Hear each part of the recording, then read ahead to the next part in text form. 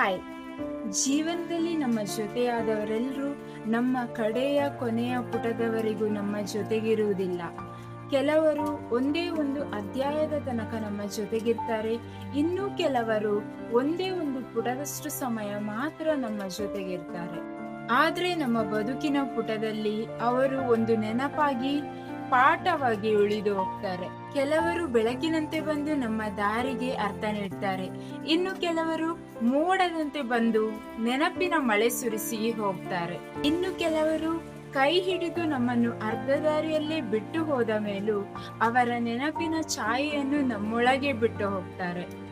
ಕೆಲವರು ಪ್ರೀತಿಯನ್ನು ಕಲಿಸ್ತಾರೆ, ಕೆಲವರು ನೋವು ಕಲಿಸ್ತಾರೆ, ಇನ್ನು ಕೆಲವರು ಯಾರನ್ನು ಅತಿಯಾಗಿ ನಂಬಬಾರದು ಅನ್ನೋದನ್ನು ಕಲಿಸ್ತಾರೆ. ಕೆಲವರು ನಮ್ಮ ಜೀವನದಿಂದ ಹೊರ ಹೋದಾಗ ನಮ್ಮ ಜೀವನವೇ ಮುಗಿದಂತಾಗುತ್ತದೆ.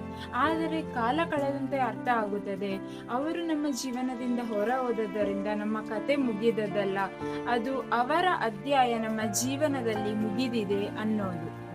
ಕೆಲವರು ಜೊತೆಗಿದ್ದು ನಮ್ಮನ್ನು ಬದಲಾಯಿಸ್ತಾರೆ, ಇನ್ನು ಕೆಲವರು ದೂರವಾಗಿ ನಮಗೆ ನಮ್ಮನ್ನೇ ಪರಿಚಯಿಸ್ತಾರೆ. ಆದ್ರೆ ಒಂದು ಸತ್ಯ ನೆನಪಿರ್ಲಿ, ನಮ್ಮ ಜೀವನದ ಪ್ರತಿ ಪುಟದಲ್ಲೂ ನಮ್ಮ ಜೊತೆಗೆ ಎಲ್ಲರೂ ಇರಬೇಕೆಂದೇನಿಲ್ಲ.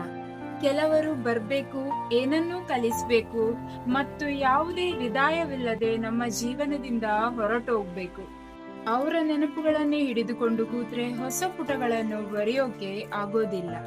ಆದ್ರಿಂದ ಹೋಗಬೇಕಾದವರು ಹೋಗ್ಲಿ.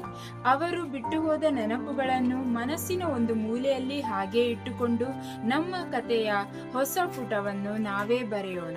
ಯಾಕಂದ್ರೆ ಜೀವನ ಒಂದು ಪುಸ್ತಕ, ಪ್ರತಿಯೊಬ್ರು ಒಂದು ಅಧ್ಯಾಯ, ಆದ್ರೆ ಕೊನೆಯ ಪುಟ ನಮ್ದೇ. ಏನಂತೀರಾ? ಖುಷಿಯಾಗಿರಿ.